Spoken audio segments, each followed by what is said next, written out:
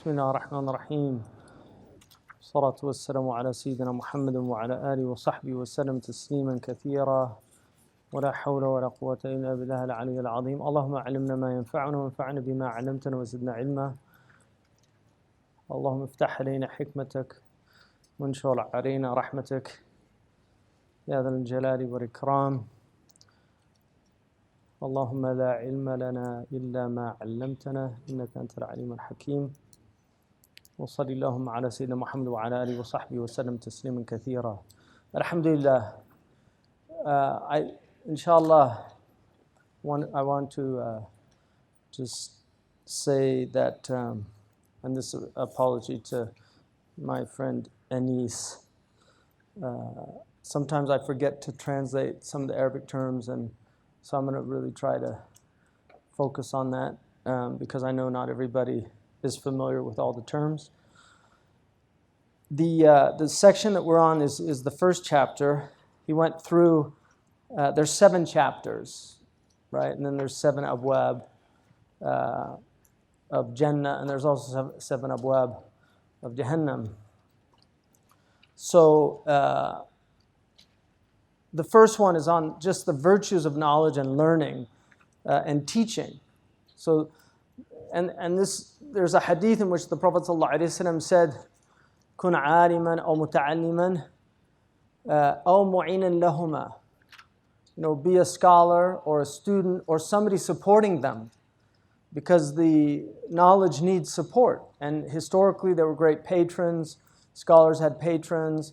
In fact, that was one of the perks of scholarship, which is, and he addresses this, is that scholars were often supported by others and afforded leisure time to study, which is very important because Imam Ash-Shafi'i, who was poor but was helped considerably in his studies, he said, "لو كلفت شراء بصلة ما تعلمت مسألة."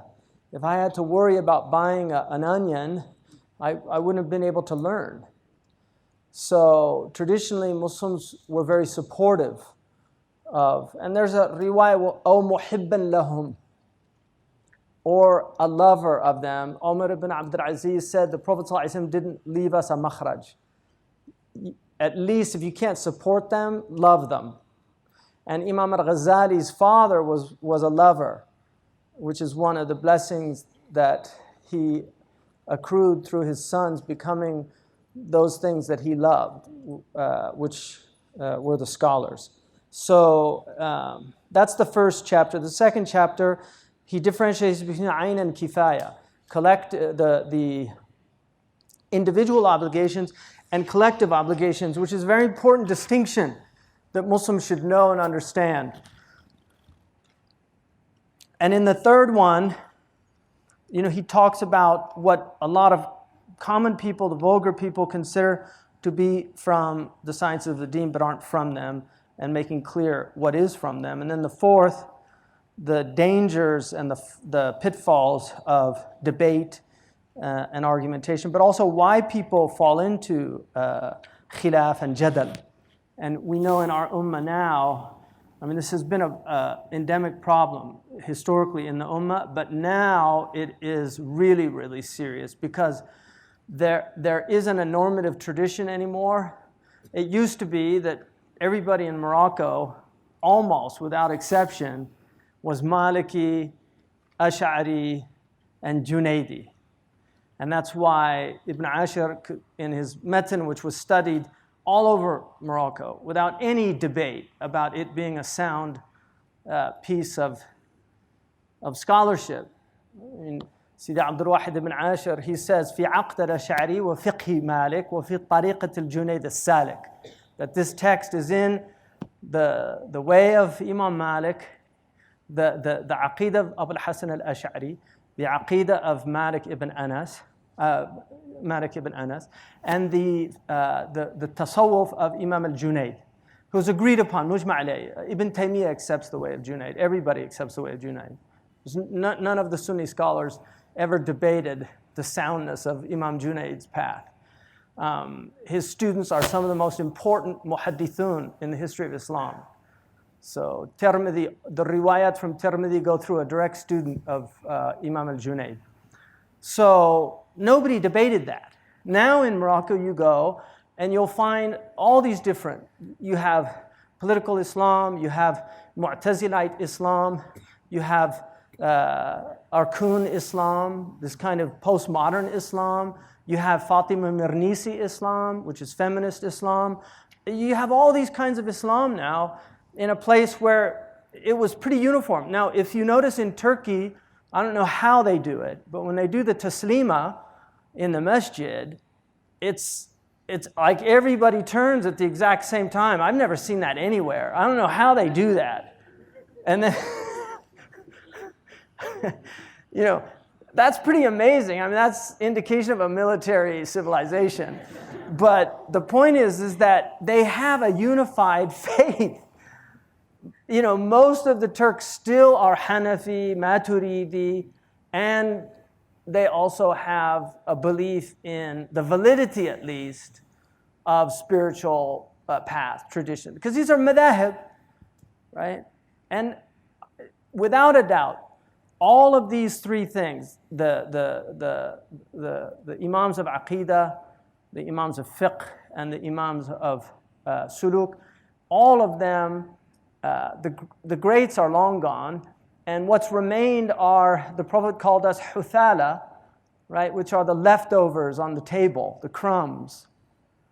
This is our reality. So it's unfortunate, but that's the reality. So when people say, oh, look at these people, well, exactly, look at us. I mean, the ummah is not what it used to be, right? So you know, now it's a real problem because everybody's obsessed with jadal and khilaf. You know, and it's very interesting. Ibn Ashir, there was a Moroccan sheikh who was a graduate of the Qarawiyyin, and this was a time because he taught in the 30s, 40s, 50s. He was born in the 19th century, in the 1870s. He died in 1972. But he was a great scholar, graduate of Qarawiyyin. He was a mufassir. And this was a time when, in the 1960s, when you began these new movements in Morocco. I mean, they actually begin in the 40s and 50s with a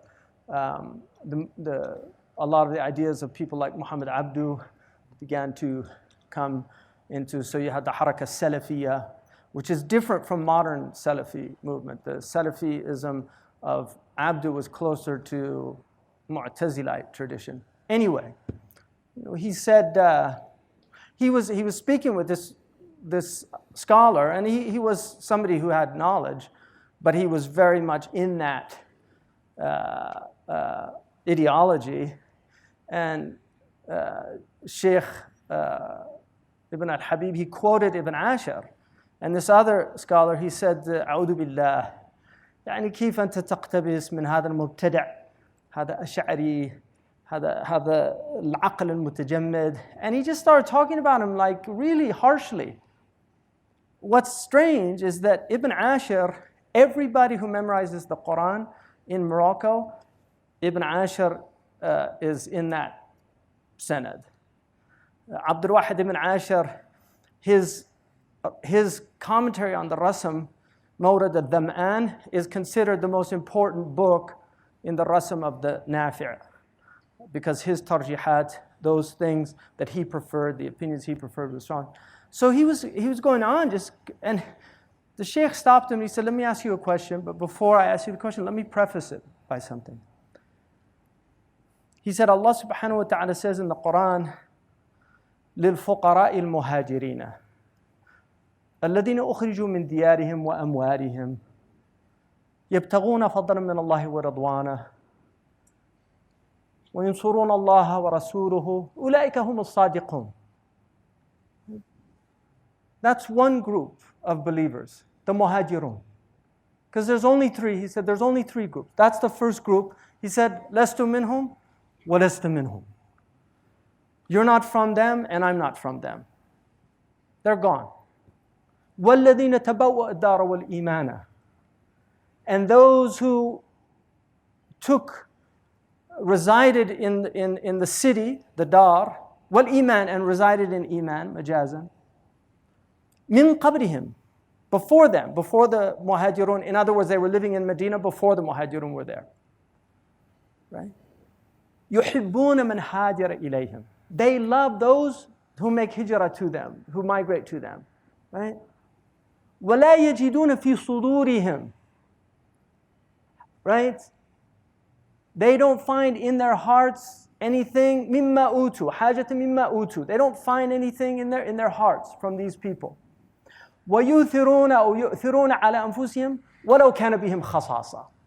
And they prefer them over themselves even when they're in need. Right? It's an amazing story of Thabit ibn Qais, radiyallahu anhu, who one of the muhajirin had been fasting. He didn't have anything to break his fast on, 3 days. And this man found out about it because people used to be hungry. He invited him to his house. He asked his wife, what do we have? She said, we don't have anything but for the children. He said, nawwimi al-awlad, subyan. Put them to sleep, وَأَطْفِيَ السِّرَاجِ. And he said, put out the light and let's pretend to eat so he thinks he's eating with us. So they do that, and the man eats thinking they're eating with him. And the next day, the Prophet ﷺ said, who broke the faster's fast last night? Nobody said anything. He said, who broke the faster's fast last night? 3 times. And finally, Thabit, because the Prophet's asking, he didn't want to say who it was. And he's finally told him, he said, Ajib Allahu min fi'likuma. Allah was pleased with what you did. The Prophet was told by Jibreel what he did. So that ayah was revealed based on that. Right? So that's the second group. وَمِن يُوقَ شُحَّ نَفْسِهِ فَأُولَٰئِكَ هُمُ الْمُفْلِحُونَ. Right? That's the second group. وَالَّذِينَ قَالُوا, right? رَبَّنَا اغْفِرْ لَنَا.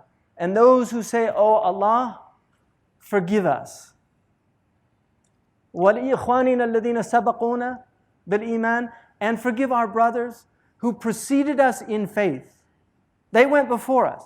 So these are the people, this is the third group. They say about the people that preceded them, forgive us and forgive them. Right? وَلَا تَجْعَلْ فِي قُلُوبِنَا غِلًّا. And don't put any rancor in our hearts for these people. Don't put any rancor in our hearts. إِنَّكَ رَؤُوفٌ رَحِيمٌ. Don't put لَا تَجْعَلْ فِي قُلُوبِنَا غِلًّا لِلَّذِينَ آمَنُوا. Don't put in our hearts rancor for those who believe. Because you are Ra'uf Rahim. How is the Prophet described? What attributes did Allah choose to give to him when he described it? بِالْمُؤْمِنِينَ رَأُوفٌ Rahim. That's Ra'fa. So he said, my question to you is, if you're not in the first group and you're not in the second group, how could you be in the third group if we know Ibn Ashir, sabaquna bil iman? He preceded us in faith. So what group are you in? Because the next group that Allah mentions is alladhina nafaqu, the hypocrites, right? So that's something always, if you want to understand somebody, you see which group they're in. You know they're not in the first group. You know you're not in the second group. There's only one last group that remains. And their hallmark is they always have dua for the people that preceded them. They don't speak ill of the believers. Even the ones that might have been mubtadi', they can warn you about their bid'ah, like Zamakhshari. You know, the ulama read his book. Al-Kashaf, he was Mu'tazili, but they read his book. And they don't speak ill of him other than to warn, وَمَا نَحَى الْكَشَّافُ فِي التَّكْوِيرِ خِلَافُ إِجْمَعِ ذِوِ التَّنْوِيرِ. What's in the Kashaf, watch out for it. Right? That's what Imam al-Maqari says. So that's a hallmark of a believer, is they don't have bad opinions about the people that went before them. They don't speak ill of them. So when you hear people speaking ill of the Asha'ira al-Mubtadi'ah, or then you have to beware. Or the Maturidiyya. These were the defenders of faith that even Ibn Taymiyyah acknowledges. He acknowledges that. He said they defended the faith. He might disagree with them and points out his disagreements, but he acknowledges them. In fact, Imam al-Dhahabi, in the last, if you look at his, he wrote a Siyar A'lam al-Nubala, which is a book about the righteous people and the way they were. And in his section on Abu al-Hasan al-Ash'ari, and this is a direct student of Ibn Taymiyyah, what he says in there is, Abu al-Hasan al-Ash'ari, he said, لا نكفر أحدا من أهل القبلة إنما هي ألفاظ نختلف في تأويلها. We don't make takfir of anybody from the people of this qibla. These are utterances that we're differing on how we interpret them. In other words, if they accept the utterances, even though we differ on the interpretation, we should accept their faith. Imam al-Dhahabi says, كَذَلِكَ كَانَ شَيْخُنَا إِبْنُ تَيْمِيَّةَ فِي آخِرِ حَيَاتِهِ. And that's the way our Shaykh Ibn Taymiyyah was at the end of his life. He used to say, لا نكفر أحدا يواظب على الوضوء. We don't make takfir for anybody that does wudu continuously. Because the Prophet said, لا يحافظ على الوضوء إلا مؤمن. Only a believer will watch his wudu. So he said, khalas, the hadith makes it clear, if you do wudu, you're a believer. This is a whole different mentality. If people would take these meanings to heart, it would resolve a lot of the problems of our unity and the disunity in the Muslim community. And then he has the section on the comportment of al-mu'allim wal-muta'allim, because you have to have adab. The foundation of our religion is adab. One of the most important books, I think, that was written in the 20th century is Dr. Naqib al-Attas's book, Secularism, in which he identifies the fundamental crisis in the Muslim world is lack of adab. And he says lack of adab is what has given us bad leaders. It's what's given us all of our problems. Adab is the foundation. Addabani Rabbi fa ahsana ta'dibi. Ta'dib is the foundation of our religion. Adab with Allah and adab with the creation of Allah. And then the dangers of knowledge and ulama, because ilm has dangers. وَمَا اخْتَرَفُوا إِلَّا مِن بَعْدِ مَا جَاءَهُمُ الْعِلْمُ بَغْيًا بَيْنَهُم. They didn't start differing until knowledge came. فَخُرُدِينَ الرَّازِي says عَلَى بَعْضُهُمْ عَلَى بَعْضٍ وَقَالَ أَنْتَ لَا تَعْلَمُ شَيْئًا. Each one rises over the other and says, you don't know anything. I know what's true. Imam Shafi'i said, مَا نَظَرْتُ أَحَدًا إِلَّا تَمَنَيْتُ أَنَّ اللَّهَ يُظْهِرَ حَقَّ عَلَى لِسَانِهِ. I never debated with anybody, but I hoped that God would manifest the truth on his tongue, not on mine. He preferred to lose the debate because there was no ego. Whereas winning the debate, the danger of the ego comes in.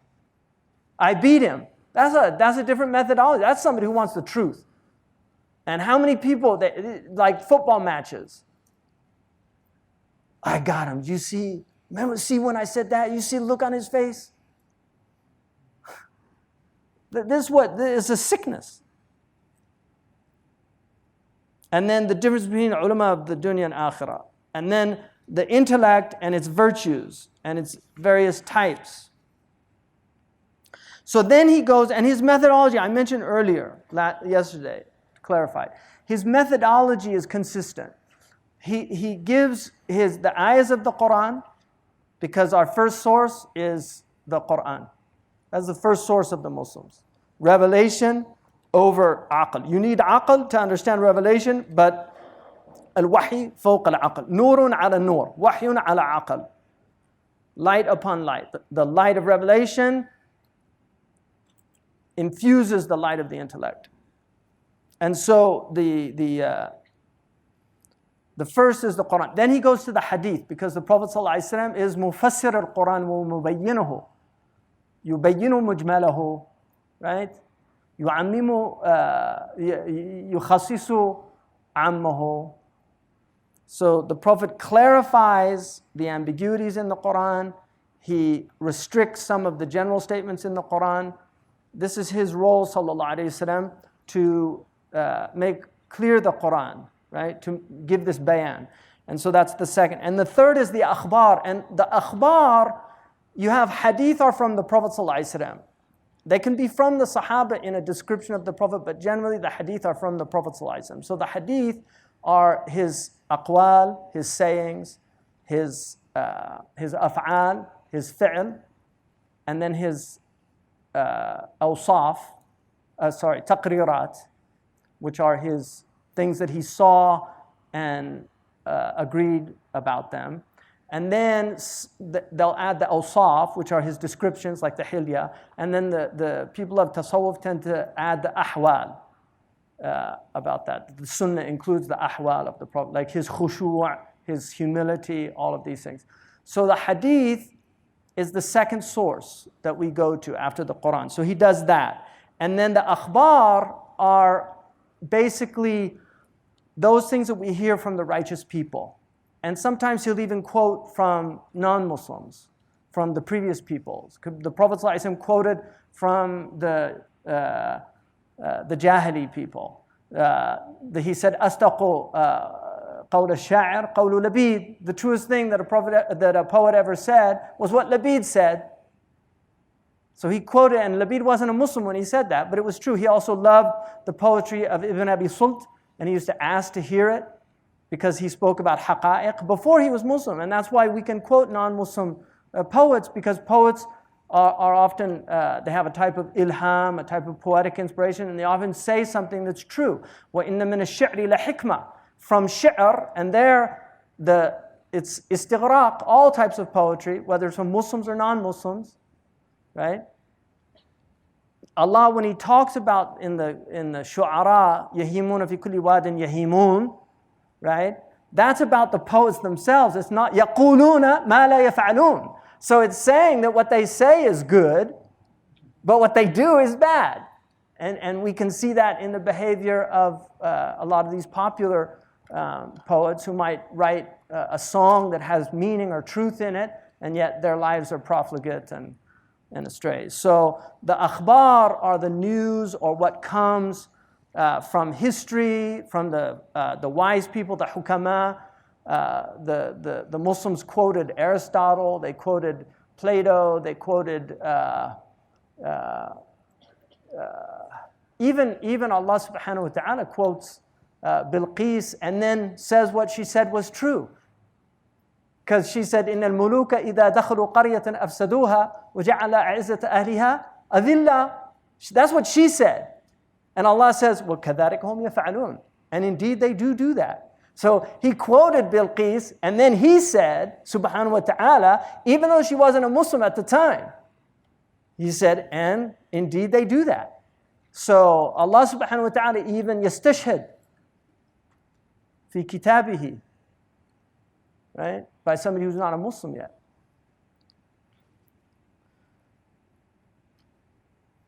So that's his methodology, and then he will add his.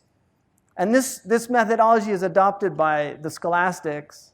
I mean, the influence of Imam al-Ghazali and our tradition on the Catholic scholastic tradition is overwhelming.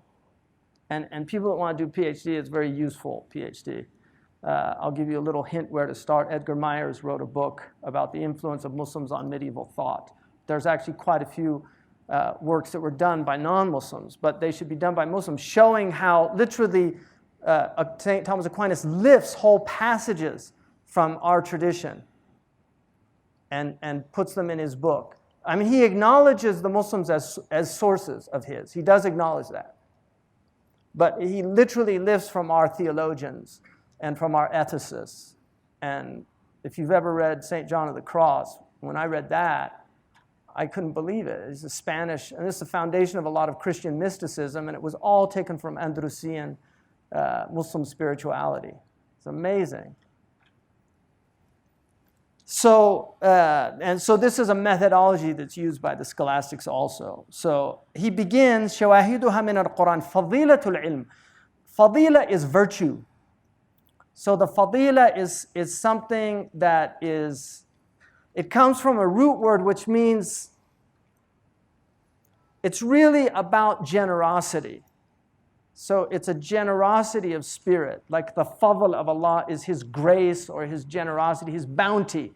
So it's something that comes out of the bounty of a human being, is it overflows and extends to others. And so the fadila is something that overflows and extends to the others. So he says, شَهِدَ اللَّهُ أَنَّهُ لَا إِلَهَ إِلَّا هُ وَالْمَلَائِكَةُ.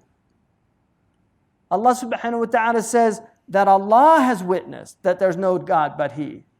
Allah Himself, shahida. So Allah does the shahada in the Quran. شَهِدَ اللَّهُ أَنَّهُ لَا إِلَهَ إِلَّا هُ. Allah yashhad that there's no God but He. وَالْمَلَائِكَةُ وَأُولِي الْعِلْمِ. And the angels and the people of knowledge. So Allah is bringing them into those ranks, saying, not only do I testify that I'm one, but my angels testify that I'm one, and the people of knowledge testify that I'm one. And so Imam Al-Ghazali says, كيف بدأ سبحانه وتعالى بنفسه. He begins with himself, وثنى بملائكته, and he seconds his angels, وثلث بأهل العلم. And then he brings as the third witness the people of knowledge. He says, وَنَاهِيكَ بِهَذَا شَرَفًا وَفَضْلًا. This is enough for you. If you want to know the sharaf, the value, if you want to know, that's a bad word. If you want to know the honor, the exaltedness of this knowledge, of what knowledge is, then this is enough. And then Allah says, يَرْفَعِ اللَّهُ الَّذِينَ آمَنُوا مِنْكُمْ وَالَّذِينَ أُوتُوا الْعِلْمِ darajat. Allah elevates those who believe amongst you and who are given knowledge degrees. قال ابن عباس رضي الله عنهما للعلماء درجات فوق المؤمنين ب700 درجة ما بين الدرجتين مسيرة 500 عام. So Ibn Abbas says the scholars have degrees over the normal believers by 700 degrees. Between each degree is 500 years. قال الله تعالى قل هل يستوي الذين يعلمون والذين لا يعلمون. Say, are they the same?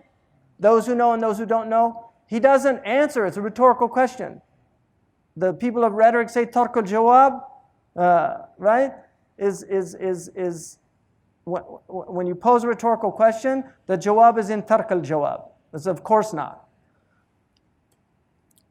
قال تعالى إنما يخشى الله من عباده العلماء. خشية in the فروق اللغة, Ibn Asakir and others, Ibn Askari. No, Ibn Asakir. Who wrote فروق اللغة? Ibn Asakir? Did Ibn Asakir? فروق اللغة. Looking up Sheikh Google. Askari, shukran. Ibn Askari says that khashya is different from khawf. A dog can have khawf.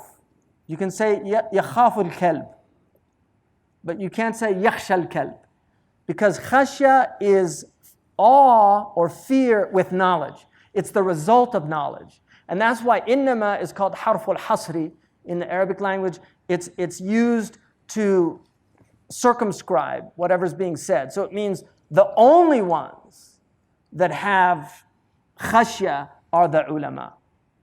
They're the only ones.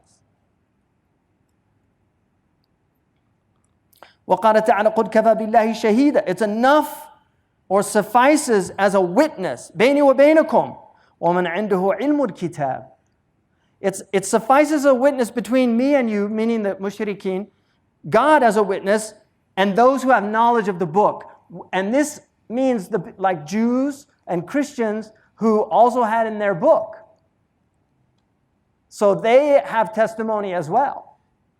And that's why they will admit, the Jewish rabbis, if you look at Maimonides, Nahimides, some of the Ibn Gabarul and some of these Andalusian rabbis that were Jews, but they still recognize that the Prophet ﷺ was Nabi al-Ummiyin. And that's why in our books of Aqidah they will say, if they say he's Nabi al-Ummiyin only, just the Prophet of the Gentiles, then it's still kufr. Because the rabbis actually said that he was fulfilling prophecy and that he was bringing in the Messianic age. He was preparing the world for the coming of the Messiah by giving them Tawheed. And they also believed that the Christians shared in that as well. But they called the Christians, according to Kohler in his book on Jewish theology, which was used at the Boston Theological Seminary for Jews at the turn of the century, last century, he says, and this is why Jews consider Christians only half proselytes, because they didn't get Tawheed right. Whereas Muslims are complete proselytes of the Messianic age because they got their Tawheed right. And that's why, according to Jewish tradition, Muslims are saved in the Akhirah. Jews believe that. They believe Muslims are saved. Amongst those who believe that Muslims are, that there's an Akhirah, because not all the Jews believe that. But those who believe in Akhirah, they believe the Muslims are saved because they're Noahides. So they knew that the Prophet ﷺ was coming. يَعْلَمُونَهُ huh? يَعْرِفُونَهُ huh? يَعْلَمُونَهُ huh? يَعْرِفُونَهُ كَمَا يَعْرِفُونَ أَبْنَاءَهُم. That they know him like they know, and there, see, ma'rifah is a better word than ya'lam, because ma'rifah is acquired. It's something that's why Allah is not, ma'rifah is not an attribute of God. The ilm is an attribute, because you can have ilm, like we have axiomatic knowledge, like 2 is greater than 1. You didn't learn that, you just knew it. Right? So it's ya'rifuna, because they know him like they know their own children. Ibn Salam said, the rabbi, Jewish rabbi that became Muslim, he said, we know you better than we know our children because we might have doubts about the children.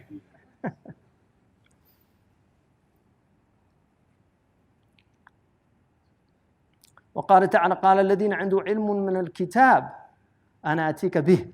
And Asif, when Suleiman asked for the kursi to be brought, the throne of Bilqis, when he asked for it, Asif said, the one who had knowledge of the book. Then I'll bring it right before your eye comes back to you. تنبيهنا على أنه اقتدر عليه بقوة العلم. The reason that Allah said that is because it was His knowledge that enabled Him to do that. Just to let you know that it was knowledge that gave Him that ability. وقال تعالى وقال الذين أوتوا العلم ويلكم ثواب الله خير. The people who have been given knowledge said, woe to you, the reward of God is better. بين أن عظم قدر الآخرة يعلم بالعلم. In other words, knowing that the afterlife is better than this life is from knowledge. And that's why Imam al-Ghazali says that he said these so-called fuqaha are not ulama, because he said the least bit of knowledge that puts you into the category of ilm is to know that the next world's better than this world. He said if you don't know that, you have no knowledge. None. No matter what information you have, you might have ma'lumats about what breaks wudu and what doesn't break wudu, or how to get out of a divorce that you're trying to get out of. That's what Ibn Ashir, he said that I lost my taste for fiqh when I realized all that people want to know about is how to get money that they're disputing over and how to get out of marriages that they're not happy in. He said that's what they asked me about. And then Allah says, وَتِلْكَ الْأَمْثَالُ نَضْرِبُهَا لِلنَّاسِ وَمَا يَعْقِلُهَا إِلَّا الْعَالِمُونَ. These are analogies. These are metaphors. These are analogies that we make. We strike for the humanity, but the only ones that really grasp them are the people who know, the alimun. And then Allah subhanahu wa ta'ala says, وَلَوْ رَدُّوهُ إِلَى الرَّسُولِ وَإِلَى أُولِي الْأَمْرِ مِنْهُمْ. And this is one of the proofs that he writes this with assumptions, but he doesn't always quote. Sometimes he just quotes a small part of the ayah, but he wants the whole ayah in there or something. But this is the ayah about when affairs come, right, to people, and then they hastily go out and tell other people about it. Then Allah rebukes them and says, had they only took it back to Allah and His Messenger. And then those who have the ability to make istinbat, right, they would be able to solve the problem.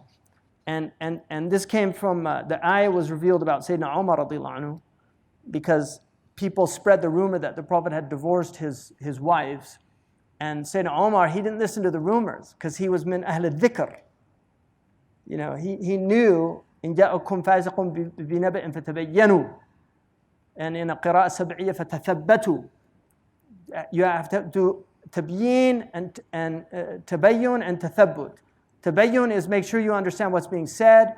Tathabbut is make sure the source of it is true.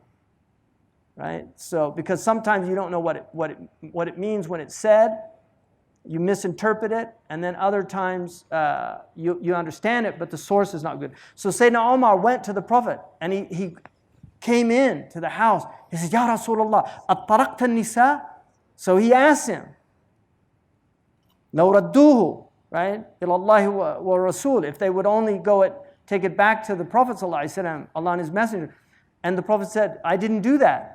Allahu Akbar. Umar said, Allahu Akbar. He's a son-in-law, he's a brother-in-law of the Prophet ﷺ, or rather father-in-law.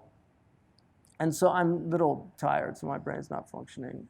It's like on maybe 3 out of 6. I'm a 6-cylinder, not an 8. Sheikh Abdullah is like a jet fighter pilot.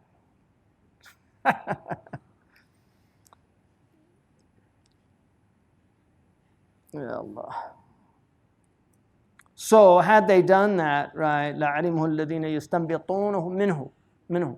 They would know the people that are able to istinbat, right, which is to derive the thing. So he says, رَدَّ حُكْمُهُ فِي الْوَقَائِعِ إِلَى إِسْتِنْبَاطِهِمْ.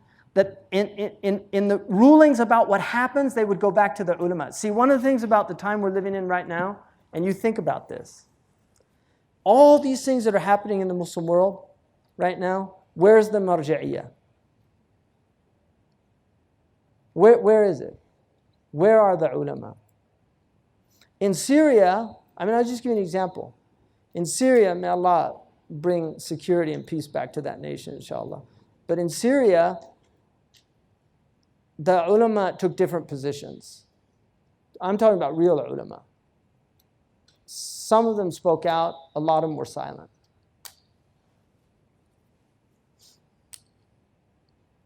And people didn't listen to the ulama. They didn't listen to them. And also, I'll tell you something about violence. They will send in agent provocateurs to start the violence. They'll do it. Israelis will do it. They don't want any nonviolent movements. They can't handle nonviolence. They can handle violence. They're really good at it. They've been doing it for centuries. They're really good at it. Nobody's better at violence than the Europeans. And by extension, Abna'uhum al-American. Nobody's better. Bernard Lewis said, Western people forget the real reason they're ruling the planet is because they have perfected the art of widespread massacre. Nobody can massacre people like the Western people. Muslims would have never developed an atomic bomb. They had to learn that from another group of people. They would have never developed the atomic bomb because لا يعذب بالنار إلا رب النار. You can't punish people with fire except the Lord of fire. He's the only one who can do that. That's his ta'deeb. It's not our ta'deeb. You can't burn people. And that's why it was prohibited in our rules of engagement to light fires and kill people by fire. It's prohibited. And nuclear, you burn them alive. The people that survive have burns all over their body. If you see some of the survivors of Hiroshima and Nagasaki, it's horrible. So who would do that? So they can handle violence. That's why if you look at the Indian movement against the British, a lot of those were Muslim scholars were involved in that. Study that movement. Like Maulana Azad. He actually grew up in Mecca. He had his own tafsir of the Quran. But he was very close to Gandhi. He didn't see it as contradictory to his own religion because it was pragmatic. Khan Abdul Ghaffur, right? People know these names? Who's Khan Abdul Ghaffur? Yeah, he was a friend of Gandhi's, and they called him the Gandhi of the frontiers. He was a Pathan. But they brought the British Empire to their knees with nonviolence. And whenever violence started to break out, they all rushed in to stop it. Because the British, that's what they wanted. They wanted violence. And you know, one of the turning points was when the massacre they did where they just shot a bunch of unarmed protesters. It had a massive impact in England. And this is what people forget. You know, Americans are human beings. Europeans are human beings. Even doesn't matter what the situation. If they see somebody being killed without any justification, no, they get upset. Even if they see animals being harmed cruelly, they get really upset, more than humans. They really get upset. But if you're shooting rockets, that just gives them an excuse. Oh, well, that's what they have to do. What else are they going to do? Let's give them $250 million just to make sure those rockets don't kill anybody, other than that poor little Arab guy that was out in his field and the guy from Thailand. Right? Those are the only two people that killed by the rockets. Really effective strategy. Just give an excuse to kill people. إنكم قوم تستعجلون. Khabbab. All the other Muslims were hiding their faith because they weren't ready. Khabbab, he couldn't do it. The day he became Muslim, he went out. But then when he started getting tortured, he came to the Prophet. ألا تدعو لنا? ألا تستنصروا لنا? And the Prophet got upset about it. I mean, Khabbab couldn't keep it in, you know, mashallah, but he had a udhr to hide his iman and not be tortured. The reason he was tortured was because he went out and avhara islamahu. And then they tortured him. He actually said, Khabbab, radiallahu anhu, he was a great sahabi. I mean, really. Omar used to get up when he came into the room. A great sahabi. And he's one of the reasons for Omar's Islam, because he was the teacher of Fatima bint al-Khattab. He was teaching her Quran when Omar came in and slapped her. He ran and hid. And then he came. He was, you know, poor man. That was just fear because he'd been tortured. And then the end of his life, he had a lot of money, and he made a sunduq, put all the money in it, and his door was open. Anybody who needed money could come into his house and take it. But he actually said in Sahih Bukhari, if the Prophet would have permitted me, I would have asked for death when he was being tortured. It was so bad. But because he didn't permit me, I didn't do it. Radiallahu anhu. So isti'jal is not al-ajilatu min ash-shaytan.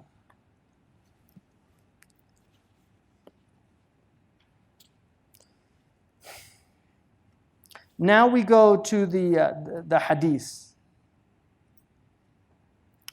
And he quotes فَلَوْلَا نَفَرَ مِنْ كُلِّ sorry, that's فَضِيلَةُ التَّعَلُّمِ. Now we go to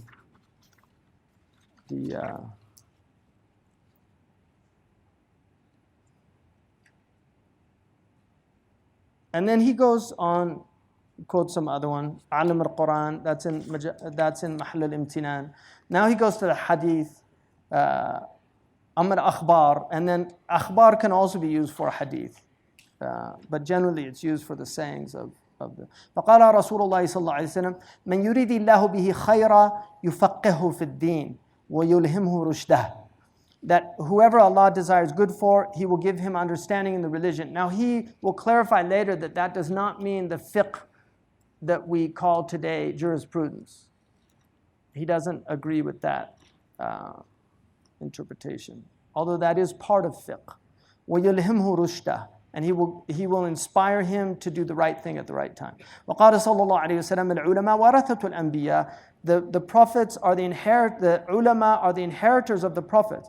ومعلوم أنه لا رتبة فوق النبوة. Everybody knows there's no rank higher than prophecy, and there's no honor higher than wiratha for that rutbah, because you're inheriting. So there's no honor higher than the inheritance of that rank. وقال صلى الله عليه وسلم يستغفر للعالم ما في السماوات والأرض.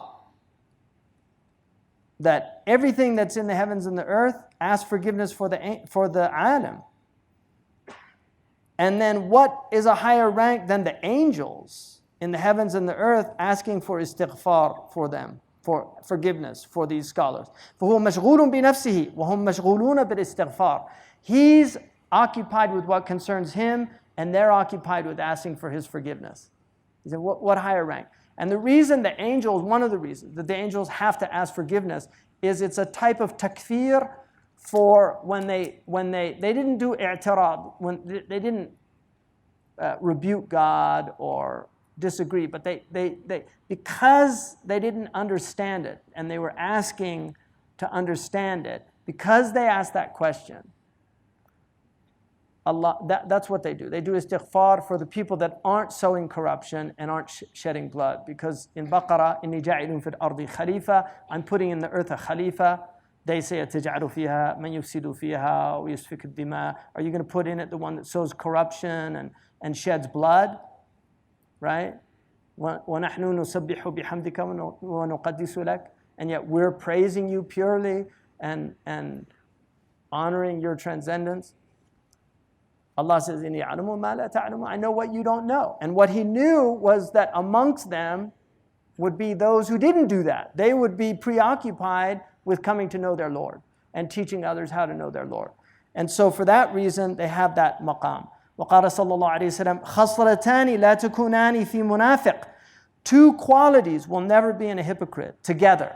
They can have one but not the other. Not both of them. One or the other but not both. حسن سمت ولا فقه في الدين. They won't have. Simt is حسن الهيئة والوقار. It's having a dignified appearance and stature.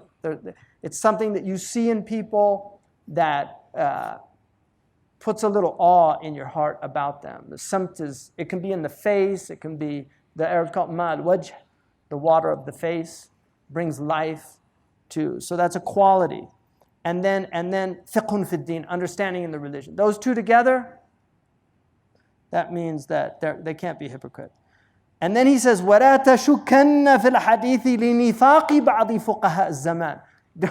Don't, because of the nifaq of some of the fuqaha of this time, don't doubt the hadith. Because they can have husn as-simt, and they can have this outward fiqh, but this isn't what the Prophet ﷺ is talking about. فَإِنَّهُ مَا أَرَادَ بِهِ الْفِقْهَ الَّذِي ظَنَنْتُهُ. He didn't mean that type of fiqh that you think he meant. And I'm going to clarify that later. Because أَدْنَى دَرَجَاتِ الْفِقْهِ of faqih, the least of the degrees of the faqih is to know that the akhirah is better than the dunya. But these people, they think dunya is better because that's what they're chasing after. So that's lisan al-hal. قال عليه الصلاة والسلام أفضل الناس المؤمن العالم الذي إن احتيج إليه نفع وإن استغني عنه أغنى نفسه. The best of people is a believer who's a scholar. If he's needed, he benefits. And if people, if he's left, nobody needs him or thinks they need him, he'll suffice his own soul. And the Prophet ﷺ said, Al-imanu uryan wa libasu taqwa wa zinatu al-haya wa thamratu al-ilm. Knowledge is naked, its clothing is taqwa from the ayah. Wa zinatuhu al-haya, and its ornament is modesty or shame. Wa thamratu al-ilm, and its fruit is knowledge. وقال عليه الصلاة والسلام أقرب الناس من درجة النبوة أهل العلم. The closest people to the rank of prophecy are the people of knowledge, wal jihad, and those who struggle in the way of Allah. And that includes, Ibn Taymiyyah said all of qurba is jihad. Building a hospital, any of these things. But jihad generally, when it's mentioned in the Quran and in the hadith, it generally refers to defending the ummah, defending the religion, defending oppressed people. That's what jihad refers to. That's absolutely true. And it's part of our religion. but it includes other things. The Prophet ﷺ said to the man who asked him, "Inni fil jihad, let me go on jihad." He said, "Do you have parents?" He said, "Yes." He said, "Fafihima fajahid." Do your jihad by taking care of your parents. So, birr al-walidain is jihad. Learning is jihad. Learning this knowledge is jihad. Wallahi, it's considered jihad.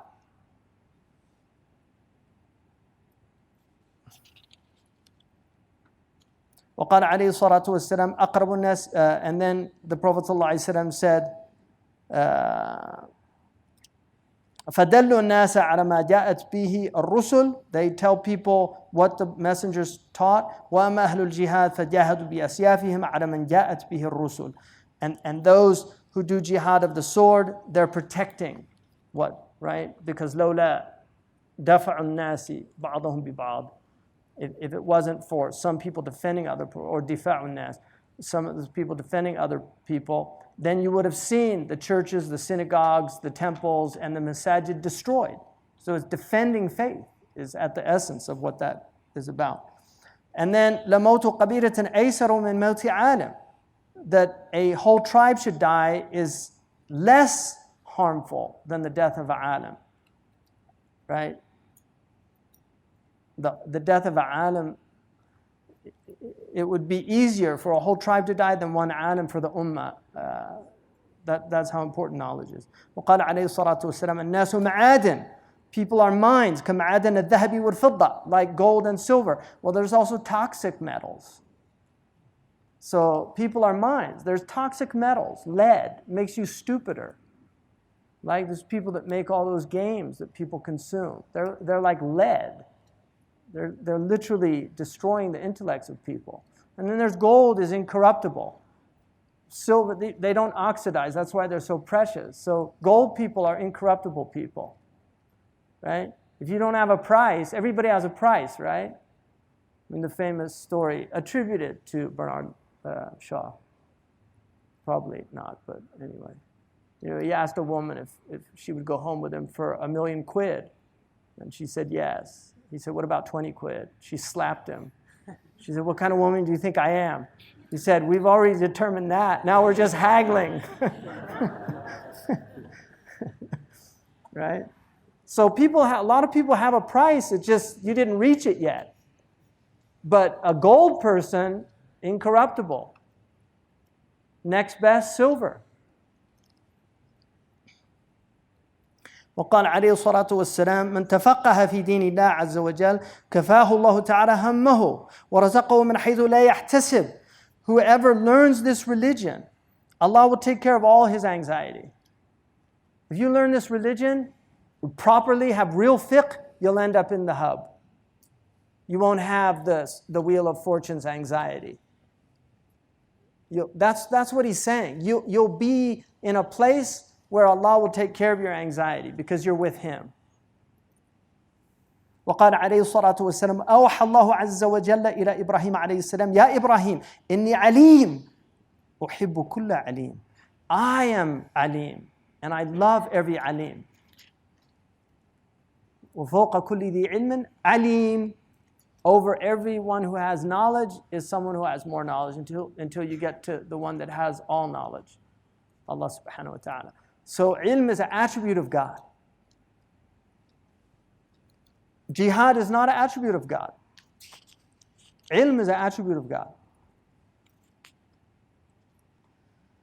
Al-alimu aminullah subhanahu wa ta'ala fil ard. The scholar is the trustworthy of God. It's the one who God has given the amana to.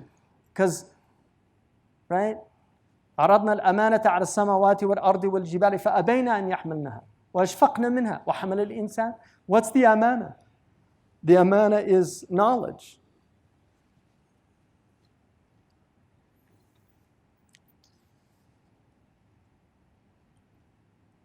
And the Prophet ﷺ said, إذا أتى علي يوم لا أزداد فيه علما يقربني إلى الله عز وجل فلا بورك لي في طلوع الشمس ذلك اليوم.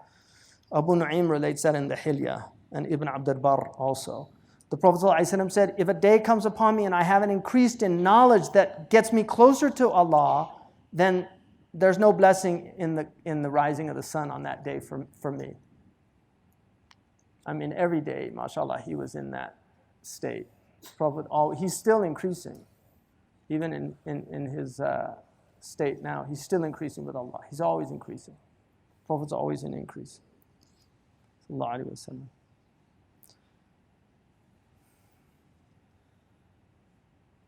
فضل العالم على العابد كفضل على أدنى رجل من أصحابي.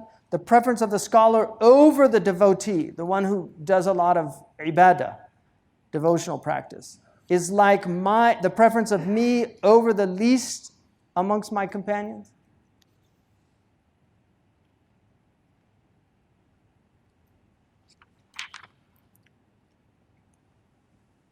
And then also يشفع يوم القيامة ثلاثة الأنبياء ثم العلماء ثم الشهداء. That the prophets and then the scholars and then the shuhada. فأعظم برتبة هي تلو النبوة وفوق الشهادة مع ما ورد في فضل الشهادة. So what a great rank is the one that's right next to prophecy and over martyrdom. Despite what has been mentioned about the great virtue of martyrdom. The Prophet ﷺ said, مَا عُبِدَ اللَّهُ تَعَالَى بِشَيْءٍ أَفْضَلَ مِنْ فِقْهٍ فِي الدِّينِ. Allah was never worshipped with anything better than true understanding of the religion. وَلَا فَقِيهٌ وَاحِدٌ أَشَدُّ عَلَى الشَّيْطَانِ مِنْ أَلْفِ عَابِدٍ وَلِكُلِّ شَيْءٍ عِمَادٍ. And one faqih, one person who really understands the religion, is harder on shaitan than 1,000 devotees. وَلِكُلِّ شَيْءٍ عِمَادٍ. And everything has a pillar. وَعِمَادُ هَذَا الدِّينَ الْفِقْهِ. And the foundation of this religion, what's holding it up, is this understanding. وقال عليه الصلاة والسلام خير دينكم أيسره وخير العبادة الفقه. The best of your religion is the easiest, and the best of your devotion is with understanding. And then the preference of a mu'min over, of a scholarly mu'min over a devotee mu'min is 70 degrees. Now this last one is extremely important here. قال عليه الصلاة والسلام إنكم أصبحتم في زمان كثير فقهاؤه. You're in a time where there are many people that understand the religion. قليل خطباؤه. There are few orators amongst you, right? You're not orators. قليل سائلوه. Few begging. كثير معطوه, but many giving. العمل فيه خير من العلم. Action today is better than knowledge. وسيأتي على الناس زمان قليل فقهاؤه كثير خطباؤه قليل معطوه كثير سائلوه العلم فيه خير من العمل. Amazing hadith. That the time will come when there will be few who understand the religion, many who are orators, few who are giving, and many who are begging. Knowledge in those days will be better than action. Knowledge in those days will be better than action. قال عليه الصلاة والسلام بين العالم والعابد 100 درجة وبين كل درجتين حضر الجواد المضمر 70 سنة. That between the alim, the devotional scholar, between the scholar and the devotee are 100 degrees. Between every 2 degrees is 70 years of the galloping of a fast steed. A steed that no fat on him, just. وقيل يا رسول الله أي الأعمال أفضل فقال العلم بالله. They asked the Prophet, which is the best of action? He said, which is the best of action? And he said, knowledge of God. وقيل الأعمال نريد. We're asking about action. فقال صلى الله عليه وسلم العلم بالله سبحانه وتعالى. The best action is knowledge of God. فقيل الأعمال نريد. فقال العلم بالله سبحانه وتعالى. فقيل نسأل عن العمل وتجيب عن العلم. We're asking about action and you're answering about knowledge. فقال عليه الصلاة والسلام إن قليل العمل ينفع مع العلم وَإِنَّ كَثِيرَ الْعَمَلِ لَا يَنْفَعُ مَعَ الْجَهْلِ. That much little action is of benefit with knowledge, but a lot of action is of no benefit without knowledge. Imam Malik said, إِذَا دَرَ الْمَرْءُ أَنَّ كَلَامُهُ مِنْ عَمِلِهِ قَلَّ كَلَامُهُ. When the man knows that his words are actions. You know, there's people that say, you know, oh, you're just talking. Right? Where's the action? No, it's action. The Prophet ﷺ, the power that he was given was in bayan. His miracle are words, kalimat. That's his miracle. Don't ever diminish the power of words, because they transform hearts, and hearts move the limbs. So your limbs either move towards ta'ah, if you've been affected by words that inspire you to be obedient, or they move towards ma'asiyah, if your heart's closed to words, because shaitan's there to fill the gap with all of his waswasa.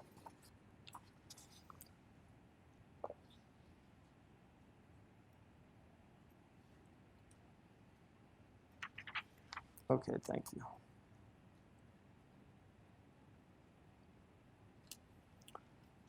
Now he's the athar.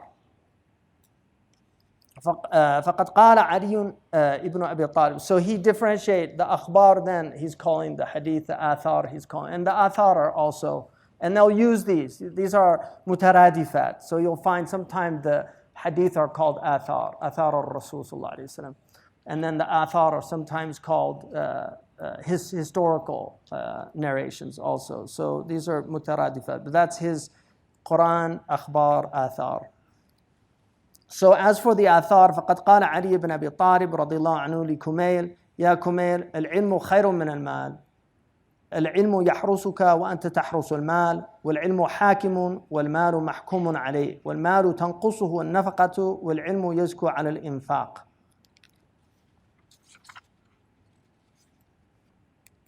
There was one hadith I think I missed, yeah.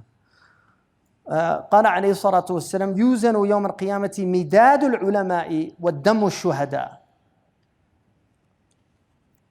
And there's different riwayah of this, and he ends it there, but the riwayah is that يرجح مداد العلماء على الدم الشهداء. That on the day of judgment, the ink of the scholar is weighed against the blood of the martyr, and the ink of the scholar outweighs the blood of the martyr. Now, if you look in some of the books today, modern books, they'll say the hadith is mawdu', or they'll say, but traditionally this hadith was considered a very good hadith. It has a weak narration, but there are many different links from it. And in Ahlul Ilm of the Hadith sciences, they say if there are a lot of different narrations of a hadith that don't go back to the same sources, so there's different chains, even though there might be weakness in the chains, the fact that they have that, it can get to the level of Hasan. So the hadith was considered good, and it's related by Shirazi and others. I mean, several scholars relate it. But Mullah Ali al-Qari, one of the great scholars of Afghanistan, of Herat, and he lived in Mecca, is a really extraordinary scholar. One of the best scholars that area produced, and they produced some really great scholars. But he said, معناه صحيح. Its meaning is sound. And the reason the meaning is sound is because the mujahid is only doing what he's doing to make sure the knowledge is safe. So he's a means, the other one is the end. And you can never compare an end to a mean in virtue. The end is always over the mean. So that's very important. Now, to be fair, there are times when the jihad is over the knowledge. And so this is tahqiq al-manat. It has to do with the tahqiq al-manat. And I'm talking now about military action and things like that. So during the time of Imam al-Ghazali, it was not a time. They did not have the unity, they didn't have the power to deal with the problems. And so he focused on something that he felt, this is his tahqiq, he felt was more important, which was we need to prepare this ummah to do the work that it needs to do to get us back into order. And that's what he focused on. And within 100 years, his task was accomplished by another generation that he was part of the reason why it came into existence. And they were able to do what his time could not do. Because everything in God time, اشتدي أزمة تنفرجي, you know. وصحاب الخير له مطر فإذا جاء الإبان تجي. You know, the clouds that bring rain, they come in their time. So when the time comes, the rain falls. And the point of that is, you know, we want to seed the clouds. Right? We want to seed the clouds. This is the age we're living in. It's not to let them come in the time when they're ready to come. And oftentimes when they seed clouds, the cloudbursts are terrible. They end up like creating more problems than good.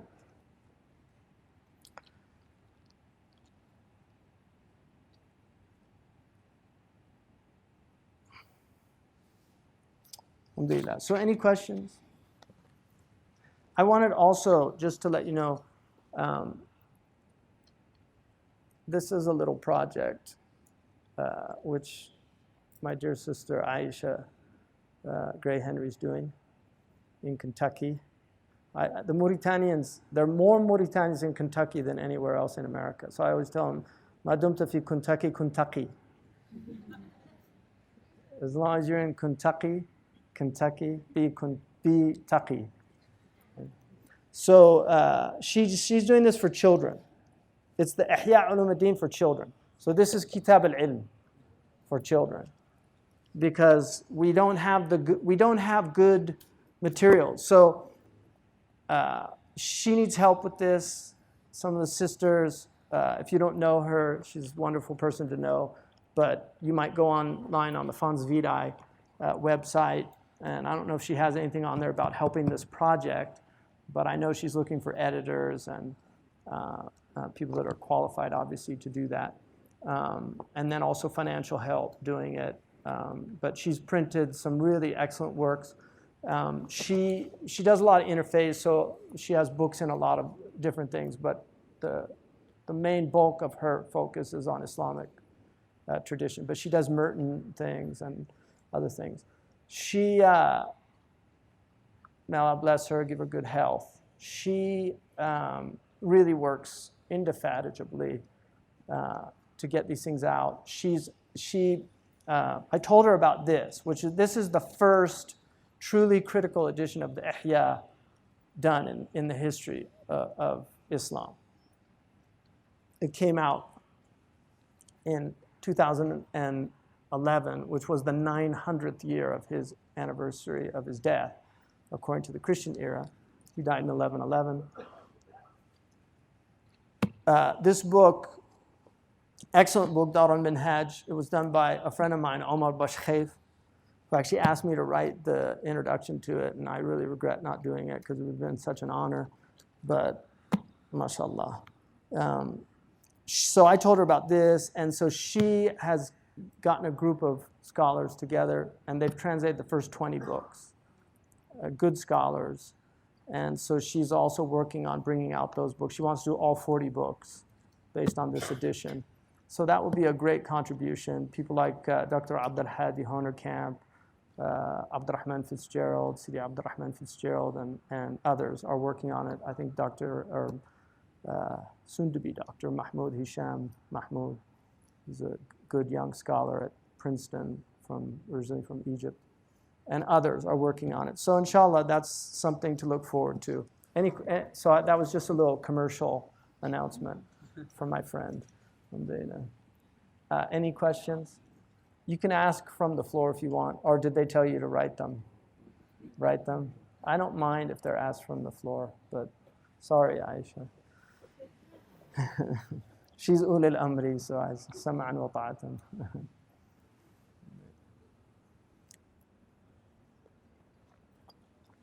Any other questions? Do you have any papers? No questions?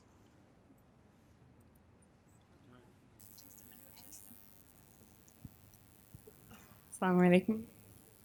Alaikum assalam. Do any of the benefits apply for people who are studying outside of Islamic sciences? He's going to go into that when he talks about the fard kifaya and fard ain. All knowledge that's useful and beneficial is considered Islamic knowledge. There's no knowledge that's useful and beneficial for humanity that can't be rewarded.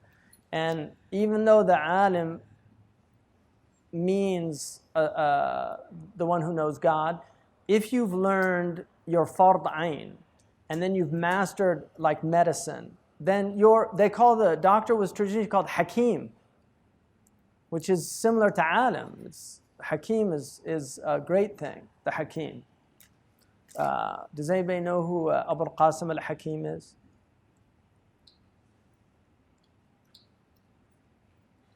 Abu al-Qasim al-Hakim. I know there's some Maturidi students in here. Come on.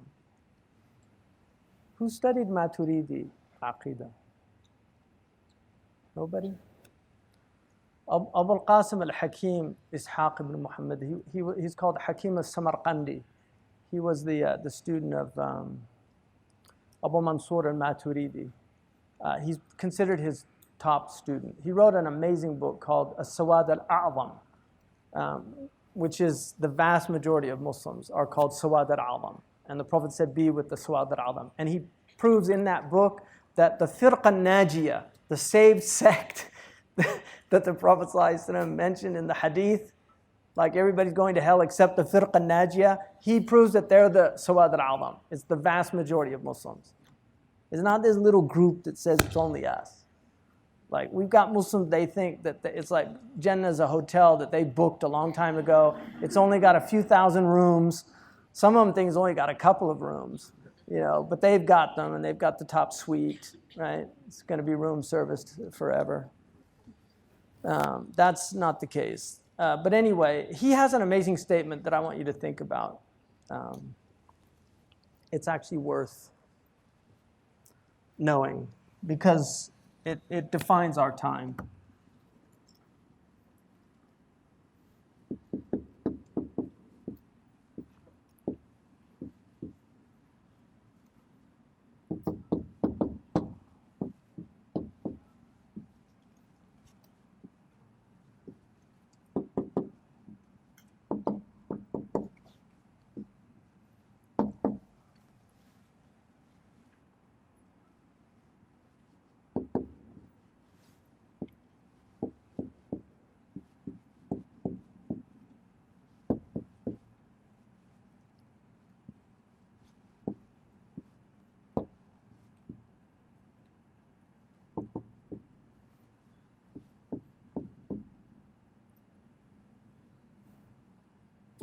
Sorry about that.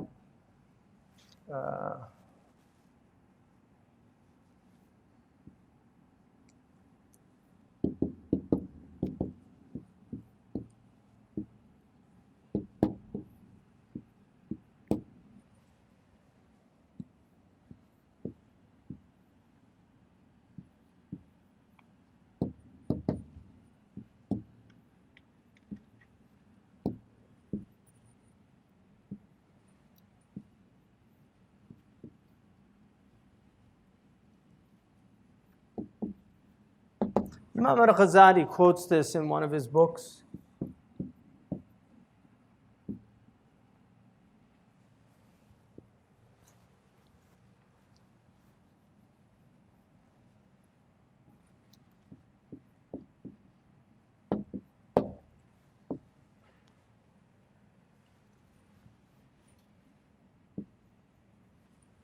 So he says, this is Abu al-Qasim al-Hakim. He's considered one of the great scholars of Hanafi fiqh and Aqidah. He quotes him, he said, تنشأ الفتنة عن ثلاثة نفر. That fitna arises from 3 people. All of fitna. Al-fitnatu, istighraq. قائل الأخبار طالب استماع الأخبار ومتلقي الأخبار. So in modern parlance, newscasters, news hounds, and news junkies, right? So people who are spreading news, people that are looking for news, and people that are receiving news. In other words, everybody on the internet. Okay, seriously. Because what is the internet other than قائل الأخبار, طالب استماع الأخبار, and متلقي الأخبار? You're either putting stuff up, you're on your Google search, or you're downloading stuff, right? And that's why, welcome to the age of fitna. Because the Prophet ﷺ predicted it. So it's here, and it's not going away. So we have to learn to navigate the new waters that we're in. Any, On one of the earlier sessions, you talked about the 4 types of thoughts. Yeah. How do we distinguish? Distinguish them? There is a way to distinguish them, yeah. The Rabbani thought is distinguished by its powerful impulse, that it's something that you really don't, you just do it. I mean, I'll give you an example of a Rabbani thought. I had one of the things I love more than anything else, I had a handwritten copy of the entire Sahih al-Bukhari that was about 400 years old, written with gold ink, and it was just amazing. I got it in Fez years ago. It was incredible. And I was showing it once to a Hafidh of al-Bukhari, proudly showing it. And he actually started reading it, and he found a mistake in it from his memory. He's a Mauritanian scholar, and he memorized the whole of Bukhari with Sanad. And I just said, Bismillah, it's yours. I didn't want to do that. But it was just such a strong khatar. I was just, Bismillah, I was like, So that's a khatar Rabbani. There's just nothing you can do about it.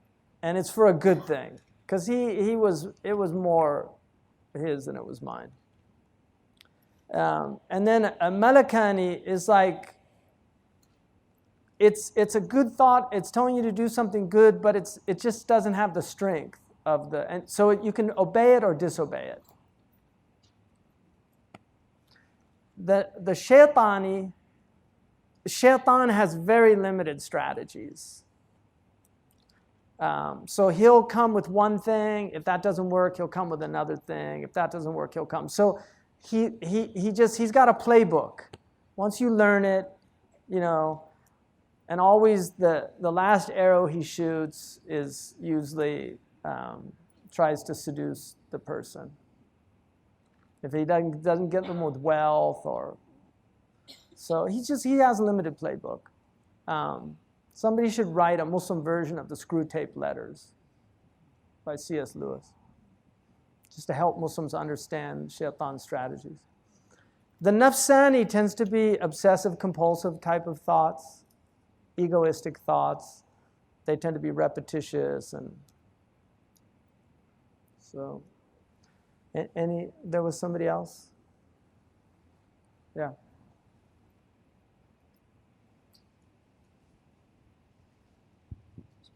And then he said, none of the 3 are free from blame. So they're all part of the fitna. They're all part of it. Media, right? So the producers of media, those seeking out the media, and the consumers of media, they're all part of the fitna.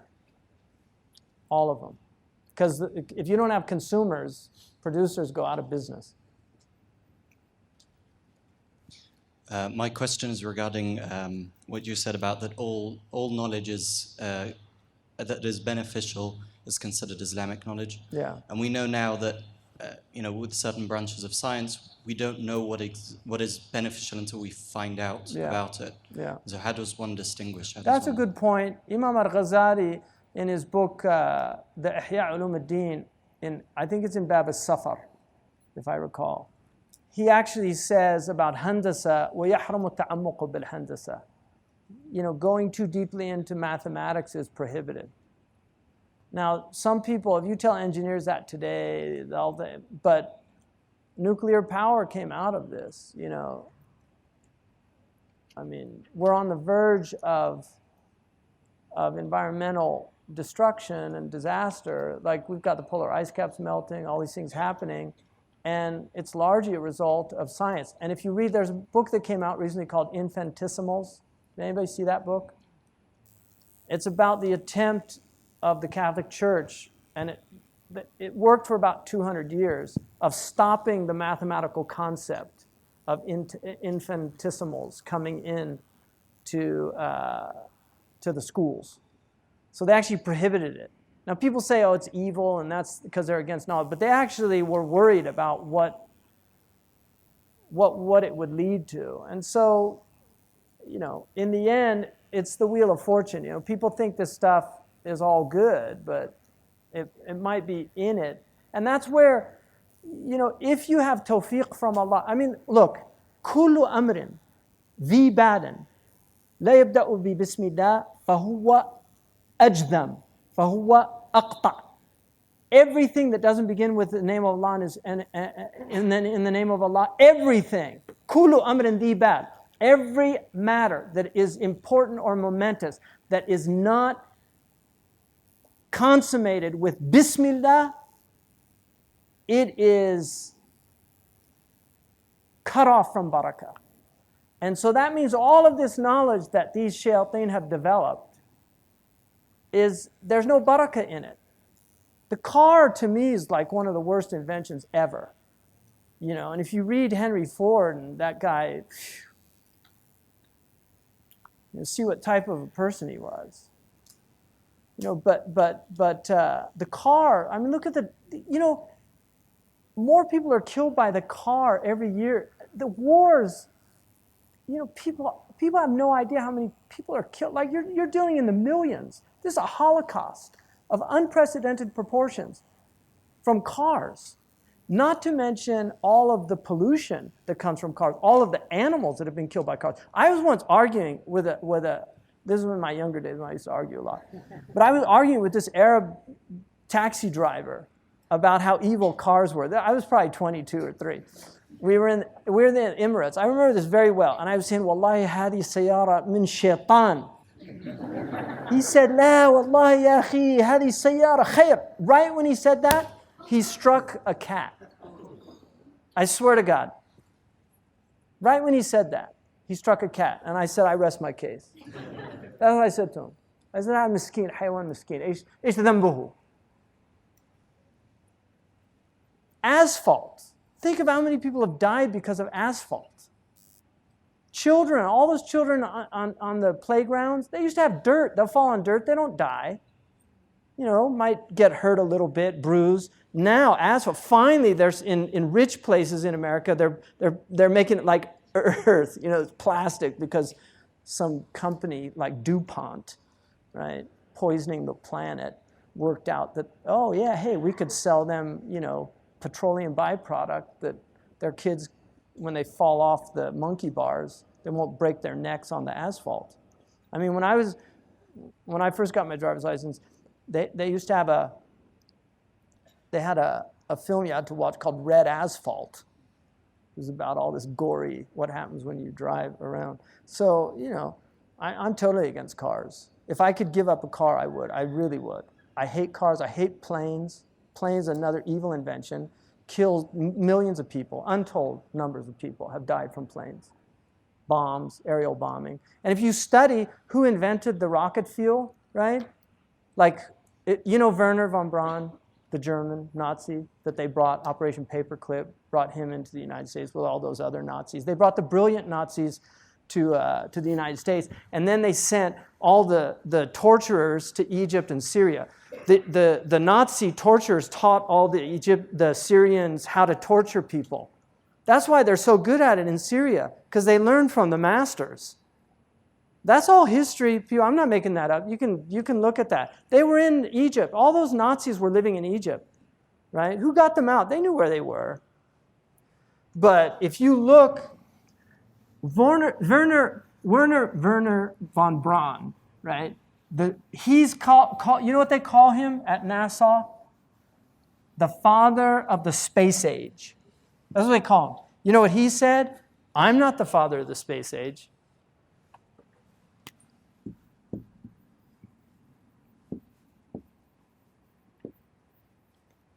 That's the real father of the space age. Okay, now this guy, who was at Cal Poly Tech, right? This guy, Jack Parsons, was openly a devil worshiper. He developed the fuel that enabled us to penetrate the stratosphere. Satellites could not have come about without this guy. In his diary that he himself wrote, he had a dream. This is 1948. He had a dream where he saw somebody that he calls Belial Dajjal. And he tells him, you are helping me. Okay, I'm not making this up. You think I'm making this up? Wallahi, I'm not making this up. You go look it up yourself. Okay, so where's all this stuff coming from? Seriously, where's it all coming from? We're in the age of the Dajjal, you know. It's just Allahu Alam, when and where and what, but this is it, people. As far as I'm concerned, it's end game. Huh? That's why Allahu Akbar, water and prayer and Qibla, can't take that away from us. So just keep doing, you know. I mean, Khabbab wanted to ask for death, you know. And he was with the Prophet ﷺ. Can you imagine that? Wanting to ask for death and you're living with the Prophet? So what about the age of the Dajjal? People will go by graves saying, would that I was in his place. Laytani makanahu. So we need to prepare as much as we can. You know, but the technology, if you study where all this technology comes from, okay, you know, read about the magic and the Enlightenment period. All these scientists were magicians. They were all into black magic. You read about Francis Bacon. I just read a biography of Francis Bacon called Knowledge is Power, Magic and the Creation of Modern Science. Francis Bacon was reading all these magical books. 2001: A Space Odyssey. What's his name? No, the guy that wrote it. Arthur C. Clarke. Arthur C. Clarke, great technologist. He actually has most of the patents that enabled the satellites, right? If you look at his interview with BBC in 1961, where he predicts the internet, he predicts the cell phones, he predicts texting. He said that by the year 2000, people are going to have handheld devices that enable them to talk to anybody anywhere, right? Arthur C. Clarke said, and he has 3 laws of technology. One of his laws is no technology reaches a level of complexity except it becomes indistinguishable from magic. So, you know, I don't know. I'm not a big fan. I'm not a Luddite, right? I'm using a microphone right now. I'm not a Luddite. But this whole worshipful attitude towards technology, to me, is really stupid. And if you want to read an interesting book, it's called Giving Up the Gun, which is about the fact that the Japanese chose consciously to ban the gun. And they did it because of the samurai lobby. Because the samurais thought it was disgusting that a man could spend 30 years becoming a master swordsman and some idiot could pick up a gun and just kill him. They just thought it was just so unaesthetic. And so they outlawed the gun, even though the Japanese were making the best guns in the 16th century on the entire planet. They had solved the problem of the water because they used to go out when it was wet or damp and the powder got damp. They actually had waterproof powder kegs in their guns in the 16th century. And we know Japanese technology. I mean, It just took them a little while to get used to the cars, and now they're making better cars than any of the American cars. I mean, the Japanese have itqan when they do things, but they outlawed the gun. This whole idea that because it exists, oh, why do we do it? Because. You know, it's like these people say, why did we climb Mount McKinley? You know, or what's the K2? Is that what's K2? What's the tallest mountain in the world? Everest. Why do we climb Mount Everest? Because it's there. I mean, what a stupid thing to say. That is so dumb to me. It's like these Sherpas down at the bottom. The only reason they'd ever climb that is because you're paying them. They've been at the bottom of that mountain for centuries. They never thought about climbing. It was like, I'm not going up there. You know, and what do they get up there? You know, they get up there and they can't breathe. First indication you're probably not supposed to be there. But they literally get blown off the mountain by wind. You know how many people have died? That British lady who left her kids in England to go climb Mount Everest. She got blown off. She orphaned her children. SubhanAllah. Well, because, we should do it just because we can. Just do it. These are demonic slogans of this age. Just do it. You know, no limits. I mean, who made that one up? No limits? What do you mean? All you are is limits. You're limited in your space. You're limited in the decibels that you can produce. You're limited in your breathing. You're limited in your intellect. Everything's limits. No limits? What are you talking about? Stupid people. Seriously, just mad people. Anyway, time to pray.